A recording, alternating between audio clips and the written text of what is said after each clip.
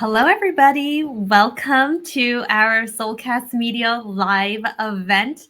For those who are joining from the first time, welcome. We do a Soulcast Media live event every 2 weeks or so. So, for those who are joining for the first time, I'm so happy that you are here. For those who have joined our several other events, welcome back. I was just looking at all the names and all the cities where people are dialing in from, and I'm so happy to see we have folks dialing in from around the world, but of course here in the States. So hello, Paul, Tony, oh my gosh, Leah, Martina, Jackie. We have people from Slovakia, Illinois, Dubai, Germany. These are our international audience. So this is just so fantastic to see how these events can really just draw in people from all over the world. For those who don't know, Soulcast Media here, we're in California. My guest, who I'm going to invite up in just a few minutes, she's also here in California. We're actually not too far from each other. So again, just welcome everybody. And we're so excited to be talking about building trust and great communications. But before we dive into that topic, some few housekeeping tips. So this event is going to be about 45 minutes long. We want to make this as much about you as possible, meaning if you have any questions, comments, thoughts, as Summer and I are chatting about our topic today, please throw it into the chat function. I'm going to be monitoring it. And if there's any questions that we can help answer to help with your career growth, building career confidence, communications, please throw it in the chat function because we want to make sure that we tackle any of these. Because again, we're just so grateful that you've taken your morning, your afternoon to spend with us. So again, it's going to be about 45 minutes, and I promise it's going to fly by. A little bit about who I am. For those who don't know, my name is Jessica Chen, and I'm the founder and CEO of Soulcast Media, and we are a business communications training company. So we help folks on all things communication. So if you need help with public speaking, presentation, team communications, we do that. And a reason why is because prior to starting Soulcast Media, I used to be a former TV reporter. So learning how to be a better communicator, a more confident communicator was something that I had to learn because, to be honest, communications was not my strong suit. But the silver lining is it can be improved. And it's something that I love teaching, I love talking about. And I'm very grateful because my training has reached over 1 million people at this point. So very grateful for that. Very grateful to have had the ability to touch so many people with helping them feel more confident in developing executive presence and good, confident speaking skills. So, with that, I want to just dive into today's topic, which is about building trust and communication. So, I'm going to invite my guest up in just a few seconds. But before I do, I have to shed some fantastic light on Summer Anderson. So, she is the managing director at ZRG Partners, and they are a global retained executive search firm. Her whole career has been in recruiting, so she has a lot of fantastic knowledge when it comes to working with people, dealing with people, communicating with people, and of course, building trust. Now, part of this event is to celebrate something that I'm honestly very excited for her. She just launched her first book called Start Within. Better ROI Begins with You. So what I'm going to do now is I'm going to invite Summer Anderson up, and we're going to have her introduce herself as well. Hi, Summer. How are you doing? Hi, doing great. Thanks so much for this. This is just such a great opportunity to be on your show. So happy that you are here. And just so you know, Summer, we have over 100 people who are tuning in live right now from all over the world. So I did a quick intro of who you are, but I'd just love to hear from you. Please tell us a little bit about yourself, a little bit about your background, and of course, this amazing book that you have. Thank you. I've been in executive search for over 25 years. I am so pleased to be at ZRG today. I sold my firm in 19 to them, and what an incredible ride. Having colleagues all over the world is really an incredible thing, particularly when the culture is as good as it is at ZRG. Um, but the thing is when I was earlier on in my career having lots of clients and loads of conversations with many executives, the key thing that I learned is that there's a huge amount of cultural poverty in corporate America, meaning that there's bad behavior. And we see this in the news regularly, right? So there was a part of me that wanted to understand what's going on and how do we go about building trust in a better way and communicate better. How can we, what's the secret sauce? And what I found is that this is all tied back to our biology, which was helpful and hopeful because it means that there are some simple things that we can do to make sure that we're congruent with who we intend to be. The way that we get there is through being purpose driven. And so when we're clear on what we want to do and what we're up to, then everyone can count on us being congruent to that purpose. So that's the upshot. So that was the inspiration that essentially was like, wait a second, I need to put this all into a book because I'm sure you've learned so much throughout your career of like, wait a second, there really is a way to go about this. And I love that you incorporate neuroscience actually into this book, which we're going to dive into in a little bit. So just so you know, Summer, we have an audience here who like loves to learn. So I always try to make this Soulcast Media Live as educational as possible. I always hope that people who are watching walk away with some golden nuggets, is what I like to call them, some golden nuggets that they can walk away with and apply into their own career. Because I believe everybody who's watching this cares about career success, trying to get in their foot in the door or whatever it is, but we all care. So I feel like finding these golden nuggets in these conversations is really my hope. So to start off with this topic of building trust, Summer, is building trust easy in the workplace? How can we even go about building trust? And more importantly, why is it important to have in the workplace? What are your thoughts on this? Yeah. Yes, there are some simple things you can do. And there's a couple of questions I'd also want everyone to ask themselves. The first one is, have I been trustworthy? Mm-hmm. That's really important. And is there something about my story that I need to change? Because when we choose a different story or a new path that is really purpose-driven and others-centered, you immediately gain trust. Particularly when it's not just pablum, you're not just talking. There's a plan and you start to take action and then you start leaning into that action or those actions and that person that you intend to become daily. So it's a moment by moment kind of situation where at the end of it, you have all of these micro habits that you formed that add up to who you intend to become. Even if you aren't that person today, you're moving in that direction. And when you fall, going back and establishing, gee, I'm sorry, I missed the mark. That right there is vulnerability. And that is a huge help in the direction of trust.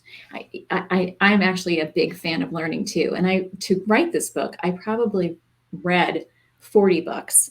And so you'll hear me talk about a lot of different authors. They're not all my ideas. In fact, what I find is that being able to synthesize information is probably the one thing I've learned over the years, because there's lots of little disparate pieces that come together. And that's what I did in this book. I took neuroscience that's been researched by PhDs and folks that are really smarter than I am, and put that into a methodology, which is, how do we get to trust? You got to be trustworthy. And in order to be trustworthy, everyone needs to know what you're about. And that means that you are purpose-driven. Purpose-driven. I feel like that is such a loaded word, purpose-driven. And I feel like most of us, I'm curious, and actually, if you have thoughts, and those who are listening, throw it in the chat function. When you think of the word purpose-driven, my word that I think about is being very intentional. Being very intentional with how I go about communicating with others, engaging with others. But for many of us who are just going about our day every single day, right? Mm-hmm. How can we be more intentional with our daily work? Because a lot of us are just checking off to-dos on our list. So what are your tips on being purpose-driven, being intentional? Any thoughts there? This is actually my favorite conversation to have with executives. And usually when folks are pointed in our direction in my function, they are looking for what's next. They're trying to figure it out. And they think they know most of the time. Here's what I want to do. And my favorite question is, have you written it down? Have you written your vision? Mm-hmm. And 95% of the time, regardless of that person's station in life or their level of seniority, the answer is, well, yeah, sort of. but not really. And what happens, the great thing about when we are clear on our purpose, in our minds, we think it's clear until we start to talk about it. And then we realize, oh, not clear at all. And unless we actually put it down on paper and create the language, we can't really communicate it to others. We can't be clear about what it is we're up to. And so there's a process that I'm recommending in the book. And that starts with using neuroscience to get to that. So a quick primer about what that is. When we are operating in alpha, and alpha they are these long sweeping brainwaves that we have been able to see inside of folks that are operating in the zone, pro athletes, executives that are presenting, what have you. They're presenting from a place of being in the flow. And you've got lots of great, oxygen rich blood going to your brain if you're in the flow. Conversely, if you're in high beta, which looks a little bit like this, your heart rate and your brain waves are a little bit more erratic.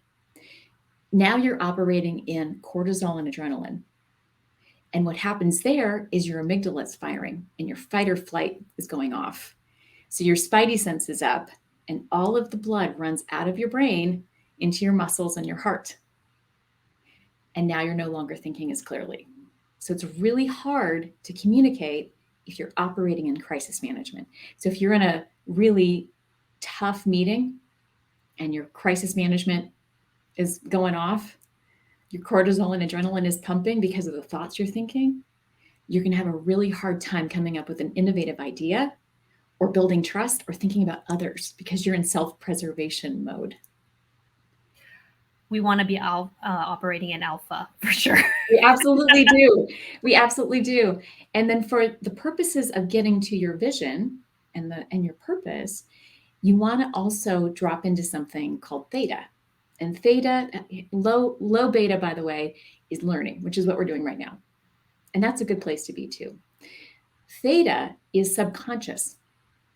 So I'm just, think of the last time that you had an aha moment. It might have been in the shower, on the drive home from work, or, cruising around the supermarket that you've been in every single week, right?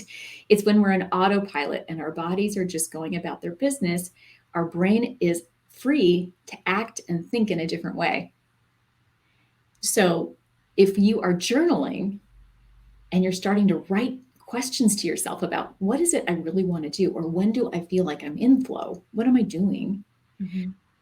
That will come to you in those moments when your brain is operating in theta. Interesting. It's also known as subconscious. Go ahead. So I'm seeing some of the comments that are coming in because I know we were talking about being purpose driven, and I do have some follow-up questions. I see some folks are writing, reminding myself of my why daily and approaching my day and tasks with intention. Absolutely. Tanya says being intentional also means building fellowship amongst peers and leaders. So how does one go about being more purpose driven? And I know you talked about everybody should start with writing out their vision. Mm-hmm. Okay. Are we talking about, I want a yacht? Is that a vision? So what are we talking about here? What's a vision that we can write down that can help with our career? Yeah. So if you are listening to your subconscious and you're asking yourself the big questions, what am I meant to do? These are the big questions. What is my purpose? There will be things that sort of fly in through the side door. And one thing might be, you're great at communicating, Jessica, or you're great at pulling people together. Or it might be the other things in your life that fill you up. So I start to write down those as tent pegs. Think about them as the four corners of your purpose. And those are words that kind of help to earmark you in terms of what you're going to say yes to. And if it's not there, but it's coming your way and it's really exciting, more money, more something else, you might want to say no because it's outside of your purpose. So it gives you a litmus test of this is what good looks like. And when I'm outside of my purpose or my zone, I don't really want to play there. And I'm going to reserve the right to wait for the right thing. Once you've got the tent pegs organized, What you need is colorful language. So why is that important? We'll go back to neuroscience for a second. We have our limbic brain, which is sort of at the base of our skull back here. And we'll call that the elephant. It's actually a really great metaphor that comes out of the book, The Happiness Hypothesis. But that part of the brain is a little bit like an elephant because it is passionate, it's unwieldy at times, it can upend a marketplace, right, without a moment's notice, and it can also do some incredible things. It can move trees out of its path. Go ahead. Oh no, I wanted to just pull in some of the folks that are typing in their comments. Paul just wrote, I sometimes journal, but never thought of writing questions to myself. So I'm happy that this conversation is sparking how we can even go about reflecting on being more purpose driven. So continue, Summer. Yeah. So if we can engage the elephant, if the elephant can see and understand and experience, because that's where we experience everything in our limbic system, what the next 5 years looks like. And there's a clear plan. We're using the writer, which is our prefrontal cortex. The writer's a lot smaller. Well, not physically, but just in terms of, the occupation or our minds, if you will. It's a lot smaller than that elephant. But if the writer is really clear about what you're up to, what your purpose is, it can pull that elephant right back to, this is what we're doing. And the elephant can say, oh yeah, and I'm passionate about it. The way that we get there is with colorful language. So I want you all to put your Hemingway on and write that, day in a life, 4 to 5 years out, as if you were describing sunshine on a lake. I want you to experience it. I want you to bathe in it. And what happens is your body gets excited about what's coming. The great thing is your brain doesn't know the difference between what's happening and what's imagined. Interesting. So the more that you exercise that, be thinking about what is it I'm wanting to pursue as a purpose. Okay, now we can marry this up. Now we can create the next steps and the no's as well. Does this match up? And if I'm reading my vision and it talks about what I'm doing, in the morning, in the afternoon, in the evening, and the night, am I showing up for my kids, for my employer, for my clients in the way I intend? And when I fall down, I have to go back and fix it and try again. When we're operating there, our clients and our families, they see us. They know when we're being counterfeits. And they begin to trust us more. Why is being purpose driven related to building trust in the workplace? It's so integral, because if I say this is who I intend to be, and I own my stuff when I don't do, or I'm not congruent with that person, I'm trustworthy, because I see where I'm falling down and I'm owning it. Mm-hmm. And I'm trying to fix it. Trust breaks when someone says, this is who I'm becoming, and then they don't do what they say. That's the lack of integrity. And without integrity, we can't trust. That's very interesting, because I'm sure a lot of us have dealt with people who either seem really wishy-washy, right? And that's not conducive to building trust. Or this person will say, okay, as a team, we're going to do this one thing, or we're going to pilot this initiative, whatever it is, but they don't follow through. And if you're a leader and you're saying these things to your team and you don't follow through, you're not building trust with your team. You're not carrying yourself as a leader where people can feel that they can trust how you're going to lead them. So I think tying it all back together, this is why we're talking about being very clear with your vision, being very clear with your purpose. So one of the questions that just came up that I do want to address is somebody was asking about this theta thoughts that you talked about. Yeah. Do the theta thoughts come later after the journaling, or do they come while you're journaling? How does it all work? And remind folks what theta thoughts are again. Yeah. So think of theta thoughts like your subconscious. It's your intuition. It's the stuff you know, but you just need to be quiet enough to hear it. It's that small, still voice. Usually we don't get those ahas unless our body is operating in autopilot. And so you've had this happen, right? You've been mulling over a problem at work and you're crunching on it. So your brain is going to town on it in all kinds of functions. You've researched it, you've read about it, you've talked to others, you've been in low beta, high beta, even in alpha, but you haven't been quiet enough to just get, quiet to listen. When we use that part of our bodies, it's like, oh, well, of course that's the answer. Mm-hmm. And it's apparent to everybody else when we start talking about it too. So go ahead. So I want to do a really quick reset. We have over 140 people who are joining us right now, which is so fantastic. And for those who just jumped on, I want to welcome you. I'm here with my friend Summer Anderson, and we're talking about building trust in the workplace and how that marries with communications, which we're going to dive into in just a little bit. But again, if anybody has any questions or comments as Summer and I are talking about building trust in the workplace, building trust amongst our peers, please throw it into the function, into the chat function. One of the questions that came up that I want to answer is from Tanya. Would you say your purpose and your core values are one and the same? Purpose and core values, same or different? Very much the same. Because if the things I believe in and I'm passionate about, my elephant's all in. If I'm half-hearted about that purpose, vision, and my core, it's you're diverging. So it has to add up to a future that you're really excited about.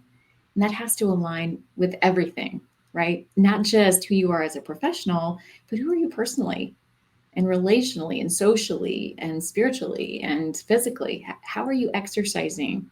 How are you caring for your body? All of that has to kind of get wrapped into it.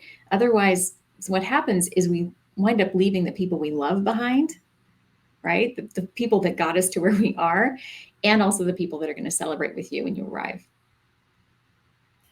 I want to take a bird's eye view of this idea of building trust right now in the workplace. So a lot of us, perhaps we can relate to, I don't trust this one colleague.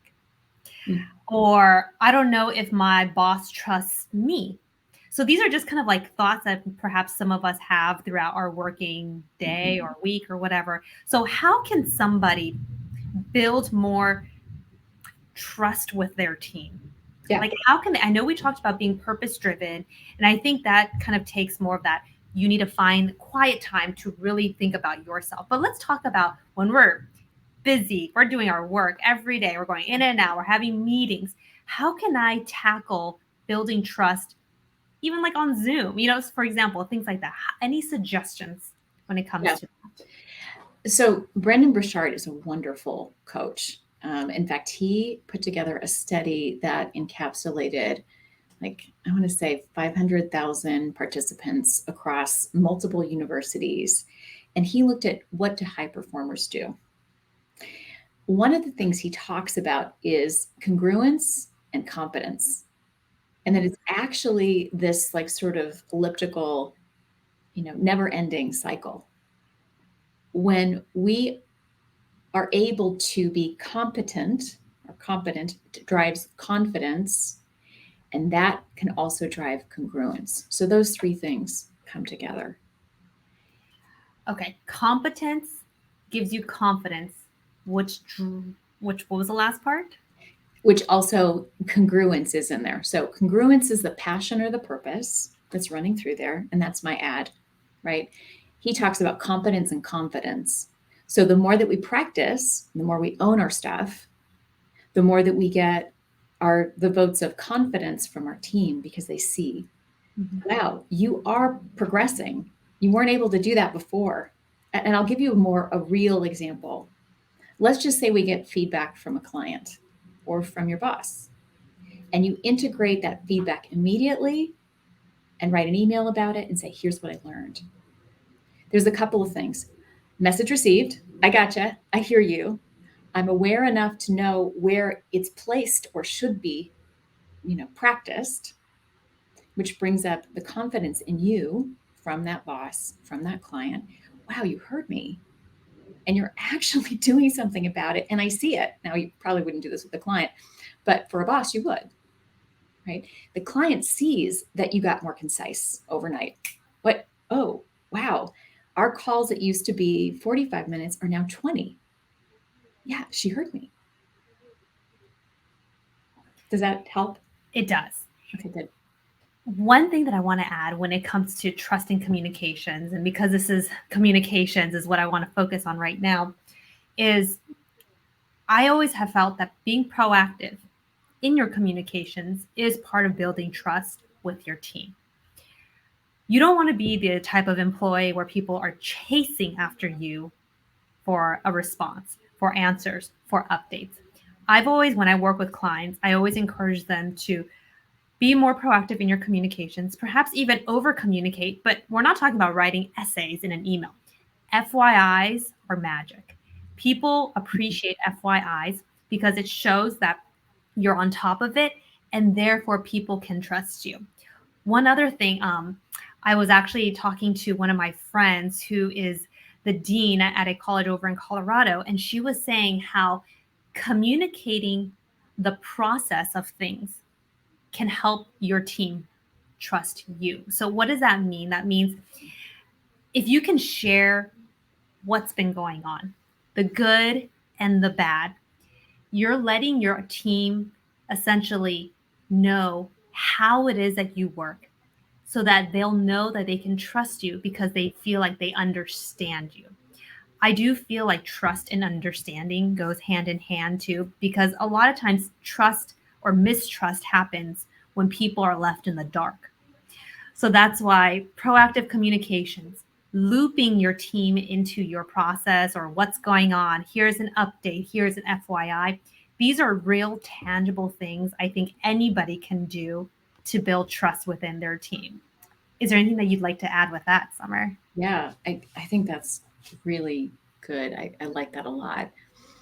When great communication happens inside of an organization, if it's an organization of two or 200,000, it's really important that everybody understands what your values are, what drives your why, how you make decisions, and then kind of the process by which you use to kind of drive it so that they can replicate it and get it right. Nobody wants to be wrong or disappoint, right? Mhm. So the clearer we are in communicating exactly as you said it is so, so key. Mhm. Well, Tanya saying trust, understanding, and transparency. I mean, it's so true. It goes hand in hand. So I would love to kind of get some comments from those who are watching right now. Think back to a scenario perhaps where maybe there was some mistrust happening. Share with us, what that, brief scenario was. And, was it a project? Was it an initiative? Whatever it is, let us know where you may have sensed that mistrust happening within your workplace. And, Summer and I can help chime in on any thoughts about that. So, in terms of the neuroscience behind building trust, so when I hear that there's like neuroscience behind it, to me, it makes me feel, oh, does that mean that trust is something that we can continuously work on, or is it set in stone? Is it something we can continue to build, and how tangible is this? Yeah, I would say it's very fluid, but once it's lost, getting it back is really tough, right? Mhm. Rebuilding that.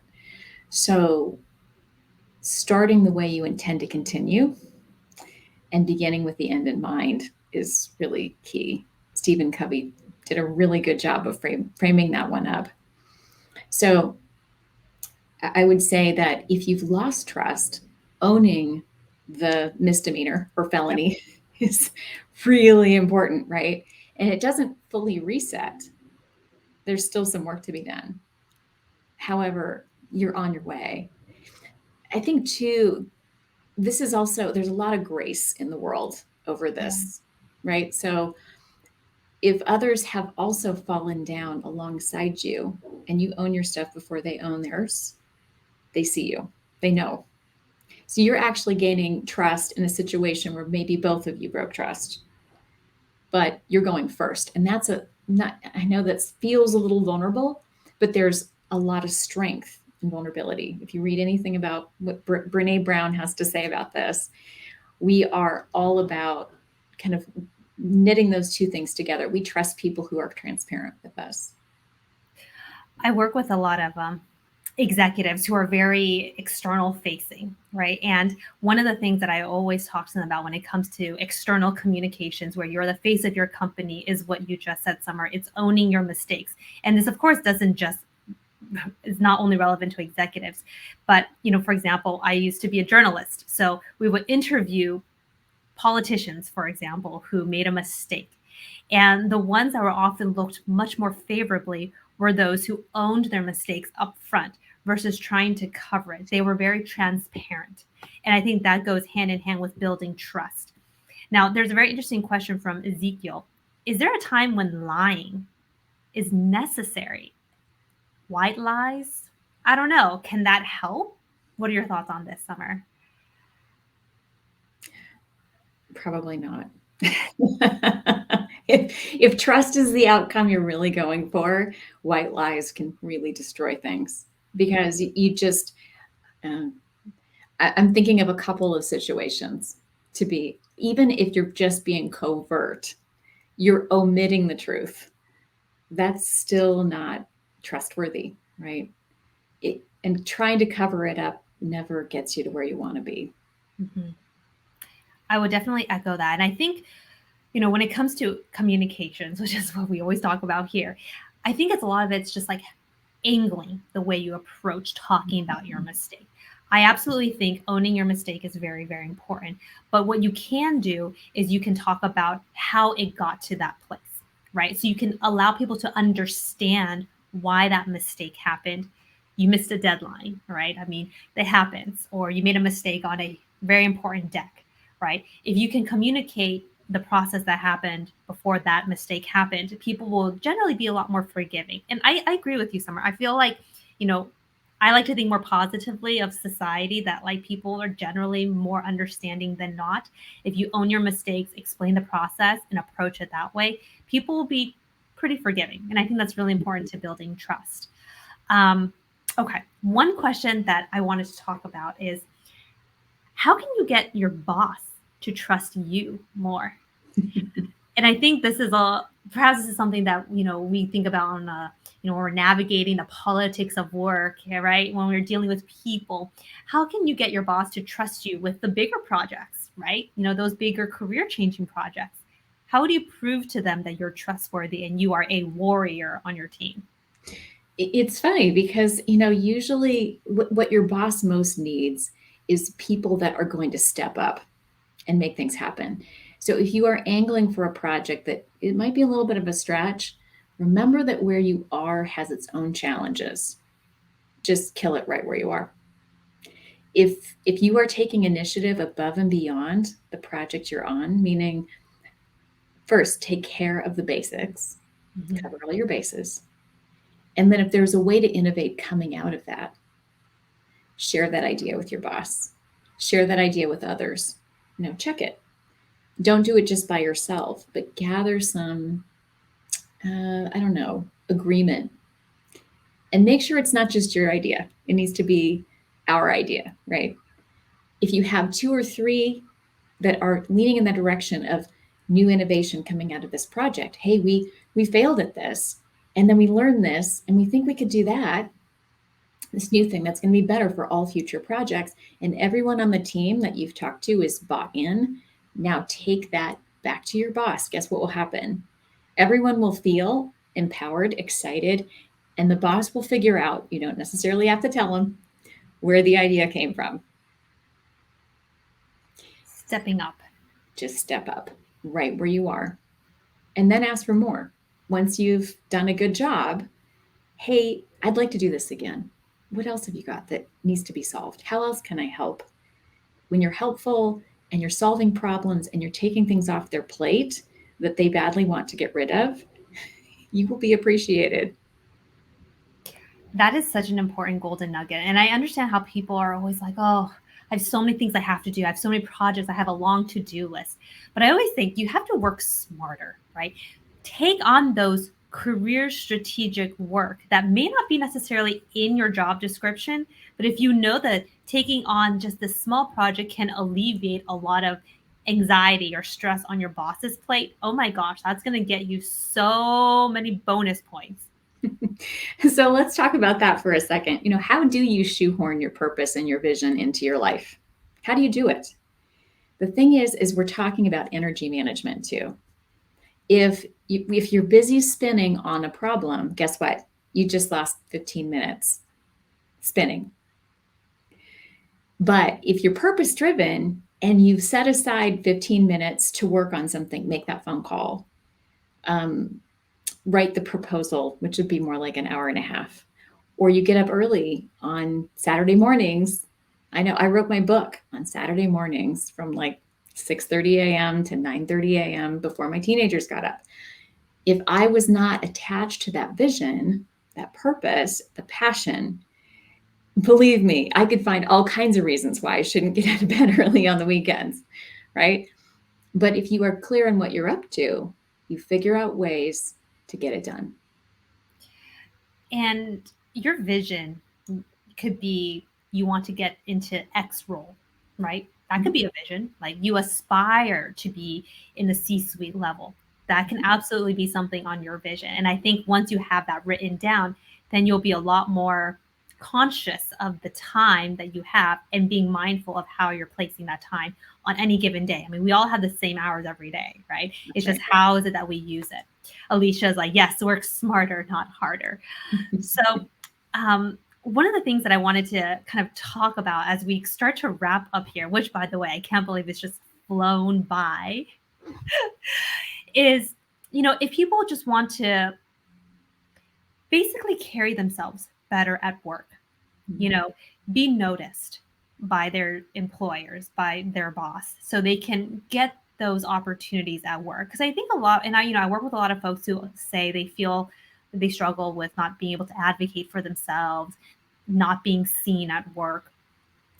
Do you have any tips when it comes to that and how people, because I know you work with a lot of executives as well, but it's like for those of us who hope to aspire to executive level positions, but perhaps we're not there yet, how can we, those who are watching, do that? Yeah.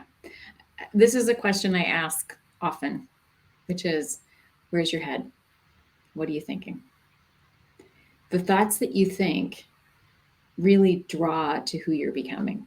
So there's an amazing Chinese philosopher who lived centuries ago. His name is Lao Chao.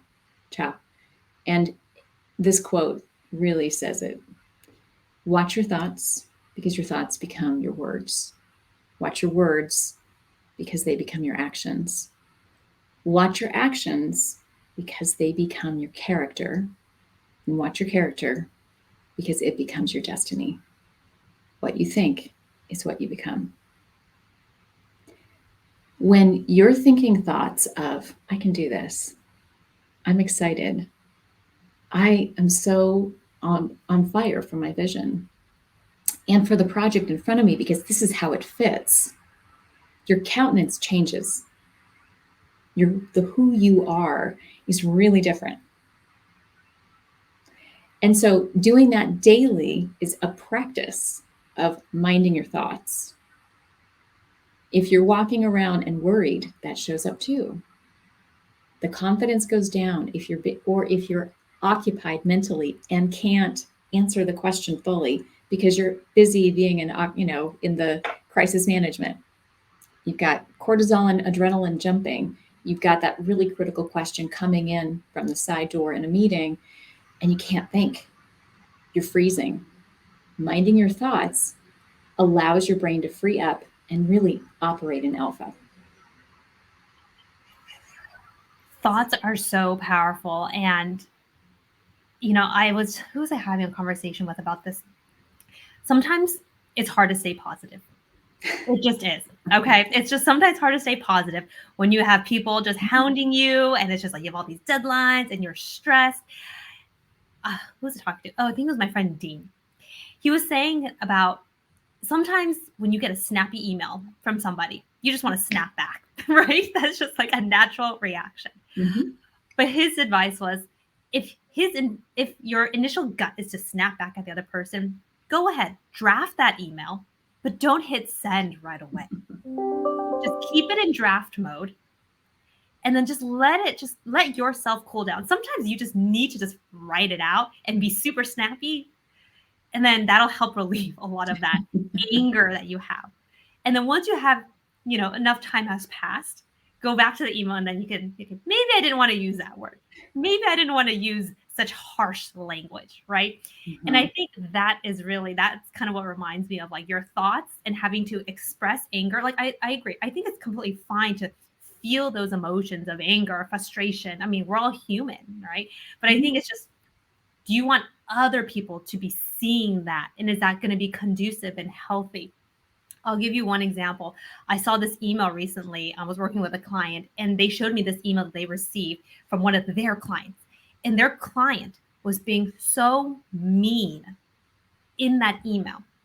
And I don't know if it was because they thought they were the client, so they had the right to be mean. But oh my gosh, I just feel like in the end, I'm just gonna say it was so inappropriate, right? I mean, we're all people in the end. Do you know what I mean? I don't care how angry you are or anything like that. That doesn't help even build trust, right? It's how can you regulate your own emotions, right? When you're dealing with people. So yeah, stepping back, putting your email in a draft function, whatever it is, do what you got to do. So that's what I have to share about that. I see a comment from energy management, purpose driven. That is so important. I do want to, let's see if there's any other questions that I want to get to. Oh, before we wrap up here, Summer, I want to get into one other question. So this is from Denise. Do you have any tips for those who are captured on a company restructure and they're cast aside? So basically being cast aside and not being able to be a part of this team. So how do you navigate a situation like that, where there's a restructuring happening in a company, you're perhaps pushed to the side, but of course it's important to be part of the team to work together? Any thoughts about that? Yeah. Well, the first thing I would do, I have a bunch of questions for Denise first on just the nature of it, but I'll just kind of do a thumbnail. We don't always understand why things happen, right? And it's hard to get beyond the feelings, and we can get stuck in our own self-reflection, which can be this sort of rumination. Rumination it's purgatory, right? We're going nowhere right there. However, if we get curious, what happens is your body moves from fight or flight, or your croc brain, let's just say, because your croc brain is your oldest part of your brain, reptilian side of us. You have to get out of that and get curious. And then we move over to oxytocin and dopamine. What's going on? You just got 100% more powerful. What could I have done differently? I'd like to understand where that team is going, or what's the intention? Write down all the questions, even if you're feeling afraid in that moment. Like, what does this mean for me? How does this impact my career? There's all these questions that are really the scary questions. Mm-hmm. Ask yourself the questions that get you thinking differently, so that your body, and you can feel the shift. You can feel the shift from, I'm afraid, my heart is beating fast, to, when you get over there, now you're in a much better place to have a conversation with someone. And don't be afraid to ask those hard questions. What could I have done differently? Or tell me more about what you're up to. You might actually find that there's something else there for you to do that you didn't know about before, but because you're approaching it in a way that's highly positive and curious, rather than accusing and afraid, things can shift. But again, I know that's general, and it may not even be the situation, Denise, so sorry if it's not. But I think what you said is right. That positive mind shift of going in with curiosity. Yes, you may not be happy with the restructure or where you are currently at your company, but thinking about, okay, but how can I approach it differently? Who can I approach? How can I ask the right questions? I think it kind of starts with that versus feeling like you're in this victim mentality. Yeah. So as we wrap up here, Summer, any golden nuggets of what you would like people to walk away with today when it comes to building trust? Yeah. The first thing I'll say is, going back to the wow, I just got this really heated email, or I really want to respond. One of the most important biological things that you can do when you feel that spike in anger or frustration is breathe. Mm. And I know that sounds really trite, but what happens when we breathe is we are forcing our bodies to slow down and out of high beta and back towards alpha. You may not be there entirely, but you're starting to head the right direction. So that's the first thing. The other thing is pause. One of my favorite executives, Barbara Humpton, is the CEO of Siemens US. And she always asks herself a question when there are big looming, let's just say, questions out there. She'll say, is this for me to contend with? Is this my action that's required here? And what else do I need to know? She gets curious. So get curious in the middle of that. And then also, and that's the pause, the last piece is planning. If you're out in front of what's coming, or if you're feeling stuck, and then you can plan what's next for you, for the business, whatever it might be, you're operating in low beta, which is a lot better than high beta. And you can flip yourself out of that and get to a place where you're getting curious again. I want to thank everybody who joined in today for my conversation with Summer Anderson. If you guys have not heard or checked out her book yet, please do. It's called Start Within. And I just want to thank everybody for taking the time, your afternoon, your morning, your evening, wherever it is you're dialing in from, and spending the time with us where we talked about building trust and communications. If there was any one last piece of advice I could share with everybody, a golden nugget for them to walk away with in regards to this topic, I think when it comes to building trust, the more proactive you are in terms of your communications, proactive in your approach in the workplace, I think these are the foundational building blocks that can help you build trust within your team and with your company. Proactive communications. So, Summer, where can people find you and get connected with you? Yeah, you can find me on LinkedIn. You can also check out my book, which is, the website is startwithinnow, one word, .com. We host Soulcast Media Live events about every 2 weeks or so. So we have another one coming up in mid-June. So for those who have not RSVP'd for that event, go to our website because we have the event posted there. Our events are all about communications and helping folks level up their communications because we believe it's one of the most important skills for business success, regardless of whatever level you're at. One other thing I wanted to share with everybody, we are opening our Soulcast Media membership for folks to join. And this is a monthly communications membership here at Soulcast Media, where you guys get to work with me every month on a new communications topic. And we've launched this a few years ago and people love it. It's a brand new communications topic every month. So for those who are interested, it's also on our website, Soulcast Media. Again, thank you, everybody. And we will see you all soon. Thank you, Summer, for spending your early afternoon with us. Talk to you soon. Thank you. Bye.